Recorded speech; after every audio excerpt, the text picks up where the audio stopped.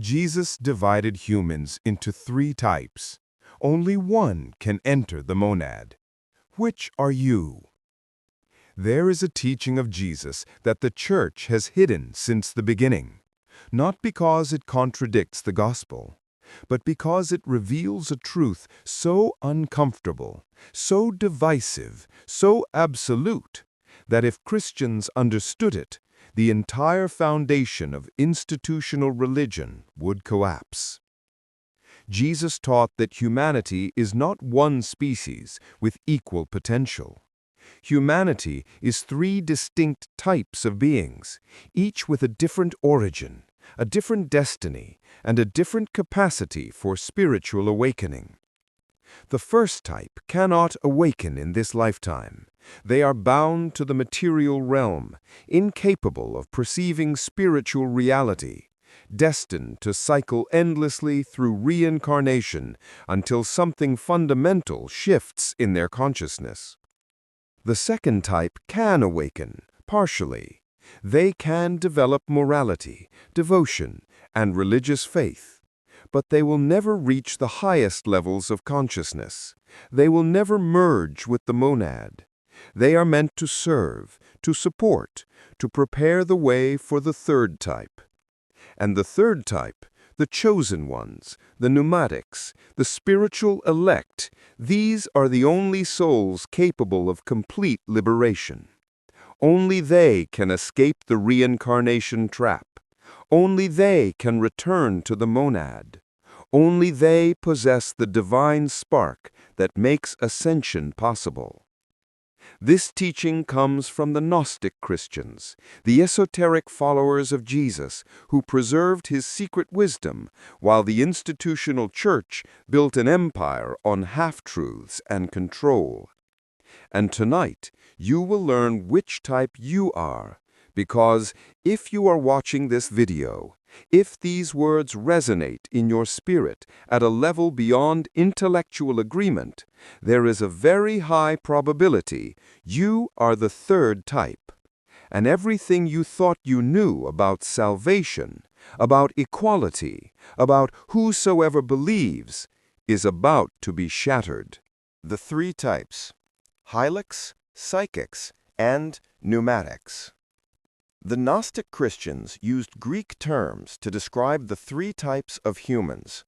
These terms were not insults, they were observations, descriptions of ontological reality, what souls actually are, not to what they could theoretically become. The Hylics, from the Greek hyle, meaning matter, are the material people. They are completely identified with the physical world.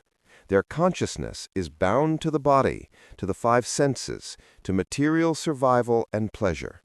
They have no spiritual awareness. They cannot conceive of anything beyond the physical. The Hylics are not evil. They are not damned. They are simply asleep, deeply, profoundly, permanently asleep in this incarnation. And no amount of spiritual teaching will wake them up because they lack the inner equipment to perceive spiritual reality. Jesus spoke of the Hylics when he said, "Do not give what is holy to dogs, and do not throw your pearls before swine, or they will trample them under their feet, and turn and tear you to pieces."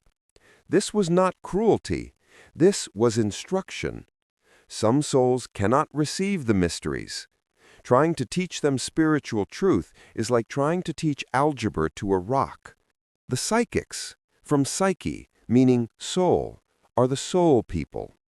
They have awakened enough to recognize that something exists beyond the material. They develop morality. They practice religion. They believe in God, in goodness, in higher purpose. But the Psychics remain dualistic. They see themselves as separate from God. They worship from a distance. They obey commandments. They hope for heaven. But they will never experience direct union with the divine source because their consciousness cannot transcend the subject-object split. The vast majority of religious people, Christians, Muslims, Hindus, Buddhists, are psychics. They are sincere, they are devout, but they are stuck at a certain level of spiritual development, incapable of going further in this lifetime. The Pneumatics, from pneuma, meaning spirit, are the spirit people. They possess the divine spark, a fragment of the monad itself embedded in their consciousness. They are not from this world in the deepest sense. They incarnated here, but they originated elsewhere, in the pleroma, the fullness of divine reality beyond the material cosmos. The Pneumatics cannot be satisfied with religion. They hunger for direct experience. They seek gnosis, direct, unmediated knowledge of God. They feel alien in this world because they are. And their destiny is not heaven. It is complete return to the monad, dissolution of all separation, the end of incarnation. Jesus taught these distinctions privately. Publicly, he offered parables the masses could understand. But to his inner circle, he revealed the truth. Not all souls are equal. Not all are called. Not all can ascend. And if you feel offense at this teaching, if your reaction is, "That's not fair, that's elitist, that contradicts the gospel," your reaction itself reveals which type you likely are. Because the Pneumatics hear this and recognize themselves. They feel relief. Finally, someone is telling the truth. How to identify the Hylics. The Hylics are everywhere. They are the majority of humanity, and recognizing them is essential not for judgment, but for discernment, so you stop wasting your spiritual energy trying to wake people who cannot wake. Characteristics of Hylic consciousness. 1. Complete materialism. The Hylic believes only in what can be seen, touched, measured. Science is the only truth. The physical world is the only reality. Spiritual concepts are dismissed as fantasy or wishful thinking. 2. Reactive existence. The Hylic lives entirely by stimulus and response. They react to circumstances rather than choosing responses consciously. They are driven by base instincts, hunger, sex, comfort, status, safety, with no capacity for self-observation. 3. No inner life. The Hylic does not question existence. They do not wonder about purpose, meaning, or origin. They accept the official narrative without curiosity. They follow the herd unconsciously. 4. Hostility to spiritual topics. When spiritual subjects arise, the Hylic becomes uncomfortable, mocking, or angry. They cannot tolerate discussions of consciousness, metaphysics, or mysticism. It threatens their worldview, and they defend against it aggressively. 5. NPC energy. This is the controversial observation. Hylics often seem like non-player characters in a video game. They repeat scripted lines. They follow predictable patterns. They seem to lack the inner divine spark that makes a being truly sovereign and conscious. Now, before you rush to label everyone around you as Hylics, understand this. You cannot determine with certainty who is Hylic and who is not from external behavior alone. A soul can be in a temporary Hylic state, deeply asleep but capable of awakening later. Or they might be a pneumatic in hiding, playing the role of sleeper for safety or purpose. The Hylic consciousness is characterized by its permanence in this lifetime. A true Hylic will not awaken no matter what you say, what evidence you show, what experiences you facilitate. They are locked into material consciousness for this entire incarnation cycle. And here is the hardest truth. Many people you love are Hylics. Family members, friends, partners, people you wish could see what you see, but they can't. And trying to force them to awaken only creates suffering for you and hostility from them. Jesus recognized this. This is why he taught in parables. This is why he said, He who has ears to hear, let him hear. He knew that many standing in front of him literally could not hear the deeper message. They lacked the spiritual ears. Your job is not to save the Hylics. Your job is to recognize them, accept them as they are, and stop exhausting yourself trying to wake the unwakeable. How to identify the psychics. The psychics are the religious people, the moral people, the good citizens. They represent the middle path, awake enough to seek something higher, but not awake enough to transcend the system. Characteristics of psychic consciousness. 1. Religious devotion without mysticism. The psychic goes to church, reads scripture, prays regularly, but they relate to God as an external authority figure. They worship, they obey, they hope, but they do not seek direct experience or union. 2. Morality-based identity. The psychic defines themselves by their goodness. They follow rules, they do the right thing, they help others, and they feel superior to those who don't live morally. Their spiritual pride is subtle but ever present. 3. Fear of heresy. The psychic becomes uncomfortable with teachings that go beyond orthodox doctrine. Mention gnosis, mysticism, or esoteric Christianity, and they pull back. That sounds New Age. That's not biblical. They protect the boundaries of acceptable belief. 4. Service orientation. The psychic is often kind, helpful, and community-minded. They volunteer, they serve, they support institutions. But their service is not from enlightened compassion. It's from dualistic morality. They serve because it's good, not because they experience unity with all beings. 5. Heaven as the goal. The psychic wants to go to heaven when they die. They want reward for their goodness. They want to see God someday. But they cannot conceive of becoming one with God. That sounds blasphemous to them. The psychic consciousness is not bad. It's a necessary stage. Most spiritual seekers pass through a psychic phase on their way to pneumatic awakening. You probably did. I did. The problem arises when psychic consciousness becomes the ceiling, when the soul stops there and mistakes it for the destination. The psychics built institutional religion. They created the churches, the hierarchies, the doctrines.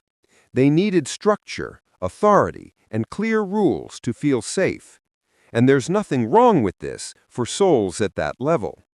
But when pneumatics, spiritual free agents who have moved beyond the need for external authority, try to fit into psychic institutions, conflict is inevitable. The psychics sense that the pneumatics threaten the structure, and they're right. Jesus was a pneumatic teaching in a world of psychics and Hylics. The psychics, the Pharisees, the religious leaders, opposed him most viciously because he exposed the limitations of their consciousness. He offered direct access to God that bypassed their institutions. They couldn't tolerate it. If you are a pneumatic, you have probably experienced rejection from religious communities, not because you did anything wrong, but because your very presence, your questions, your hunger for more, your refusal to accept surface answers threatens the psychic structure. This is why Jesus said, "A prophet is not without honor except in his hometown and among his relatives." The psychics around you cannot recognize what you are. They will try to fit you back into acceptable categories. They will call you prideful, deceived, or heretical. Let them. You are not here for their approval. You are here to return home. How to identify the pneumatics, the chosen ones. If you have read this far, if these words are resonating at a cellular level, if you feel both excitement and recognition, you are very likely a pneumatic, a chosen one, a soul with the divine spark. Characteristics of pneumatic consciousness. 1. Unrelenting spiritual hunger. You cannot be satisfied with surface-level religion. You have tried church, you have tried belief, but something in you demands direct experience, actual knowledge, real union with God. You are not content to worship from a distance. 2. Feeling of alienation. You have always felt different. You don't fit in. Even in spiritual communities, you feel like an outsider. Because you are. You're not from here. You incarnated into this realm, but you originated in the pleroma, and some part of you remembers. 3. Attraction to hidden knowledge. You are drawn to esoteric teachings, mysticism, gnosis, the secrets the church doesn't teach, not from rebellion, but from recognition. These teachings feel like remembering, not learning. You've known this before. 4. Direct spiritual experiences. You have had encounters with the divine that cannot be explained away. Visions, downloads, synchronicities too perfect to be coincidence. You know that spiritual reality is real because you have touched it. 5. Rapid spiritual development. When you commit to the path, you progress quickly. You don't need decades of practice. You don't need institutional approval. You know what you know, and you trust your direct experience over any external authority. 6. Persecution for your awakening. The more awake you become, the more resistance you face. Family thinks you're crazy. Friends distance themselves. Religious people call you deceived. The system itself seems to fight your liberation, because it does. The archons recognize pneumatics as threats. 7. Mission consciousness. You sense you are here for a reason, not just to live, not just to be saved, but to accomplish something, to wake others, to break chains, to disrupt the control system. You are not here by accident. If these characteristics describe you, you are almost certainly a pneumatic. You possess the divine spark, and your destiny is not heaven, it is return to the monad, complete union with Source, the end of separation, the dissolution of individual ego into infinite divine consciousness. This is what Jesus meant when he said, "I have other sheep that are not of this fold. I must bring them also, and they will listen to my voice."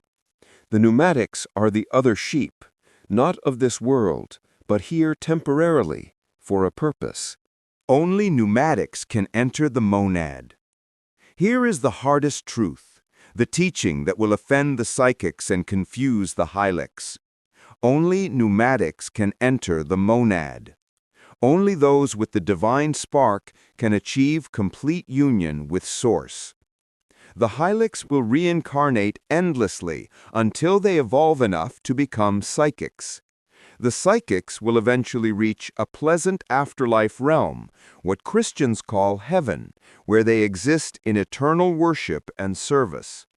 But neither will return to the monad. Why?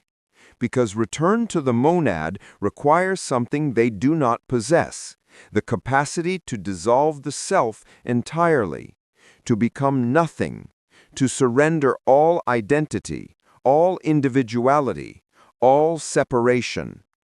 The Hylic clings to material existence. They cannot even imagine letting go of the body and personality.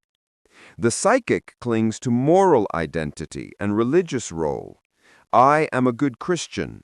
I am saved. I serve God. This identity, however noble, is still a boundary, still separation. And separation cannot enter non-dual unity. Only the pneumatic has the divine spark that came from the monad originally. Only they possess the inner equipment to make the return journey. Only they can endure the death of self that union requires. This is not elitism. This is ontological reality. A fish can return to the ocean because it came from the ocean. A bird cannot. Not because the ocean judges the bird, but because the bird is not made for that environment. Jesus taught this when he said, "No one can come to me unless the Father who sent me draws him." The Father draws only those who have his spark within them. The rest are not called to this destiny, not in this lifetime, perhaps not for many lifetimes to come. And when Jesus said, "Many are called, but few are chosen," he was not describing God's arbitrary selection. He was describing the reality that few souls in any given era are ready for complete awakening. Most are still developing, still learning, still evolving. The chosen are not better. They are further along. They have suffered more, learned more, died more times, and finally, in this incarnation, reached the threshold where return is possible. What if you're not sure which type you are? You might be reading this and thinking, I resonate with some pneumatic characteristics, but not all. Maybe I'm a psychic. Maybe I'm not chosen. Here is how to know. If you are asking the question, you are not a Hylic. Hylics never question their consciousness. They never wonder about spiritual categories. They don't watch videos like this. The fact that you are here, engaged with this teaching, eliminates Hylic as a possibility. If you feel offense at the concept of three types, if your reaction is, everyone is equal, God wouldn't create hierarchy, this teaching is dangerous. You are likely a psychic. The psychic consciousness resists the idea of ontological difference. It wants to believe salvation is available to all equally through right behavior. If you feel recognition and excitement, if these concepts feel like truth you already knew but couldn't articulate, if your spirit is shouting yes even as your mind tries to doubt, you are likely a pneumatic. But here is the paradox. The true pneumatic often doubts themselves more than anyone else. They question their worthiness. They see their flaws. They wonder if they're deceived. Meanwhile, the psychics are certain they're saved, certain they're right, certain they're chosen. They have no doubt because they rely on external authority to tell them who they are. So if you doubt, if you question, if you're not sure, that uncertainty itself might be evidence of pneumatic consciousness. Because the pneumatic does not rely on external validation. They know they must discover truth directly. Your purpose as a pneumatic. If you are a pneumatic, you incarnated in this realm for specific reasons. You are not here by accident. You are not here just to escape. You are here on a mission. Your purposes. 1. To wake up fully in this lifetime. You have incarnated many times. You have been preparing for this moment across many lives. This is your opportunity to complete the journey, to remember who you are, to activate the divine spark fully, to prepare for return to the monad. 2. To help other pneumatics wake up. There are other chosen ones scattered throughout the world, isolated, confused, thinking they're alone. Your awakening helps them awaken. Your light calls to their light. You are part of a network of pneumatics activating in this era. 3. To disrupt the archonic control system. The Archons built this farm to harvest human consciousness. They designed the religious institutions to keep souls at the psychic level, obedient, controlled, never fully free. As a pneumatic, your awakening threatens their operation. You become a glitch in the matrix, a virus in the program, a soul they cannot harvest. 4. To anchor higher frequencies on Earth. As you ascend consciousness, you literally change the frequency of the planet. You make it easier for others to awaken. You create cracks in the veil. You prepare the way for mass awakening. 5. To remember and transmit the hidden teachings. The pneumatics are the carriers of gnosis across generations. The Church suppressed these teachings, but could never fully eliminate them, because pneumatics keep remembering, keep teaching, keep passing the mysteries forward. Jesus did not come to save everyone in the same way. He came to call the pneumatics home. He came to activate the chosen ones. He came to show the path back to the monad for those capable of making the journey. And if you are reading this, if you feel the call in your bones, if you recognize yourself in these words, you are one of the chosen. You have the divine spark, and your journey home has already begun. The invitation. The institutional church teaches that salvation is for everyone who believes, and in a sense, this is true for psychics. Belief will get them to heaven. Morality and faith will earn them a pleasant afterlife. But for pneumatics, belief is not enough. Heaven is not the goal. You are called to something infinitely higher and more difficult. Return to the monad. Complete union. The end of separation. This requires not belief, but gnosis, not faith, but direct experience, not worship, but merger. And the path is narrow. Jesus said so himself. The gate is narrow, and the way is hard that leads to life, and those who find it are few. Few because few are pneumatics. Few because few are ready. Few because the journey requires dying to everything you think you are. But you did not come this far, through countless incarnations, through all the suffering and seeking and longing to stop now. You came here to finish, to complete the return, to go home. The Hylics will not understand. Let them be. The psychics will oppose you. Let them. Your path is not theirs. Your destiny is unique.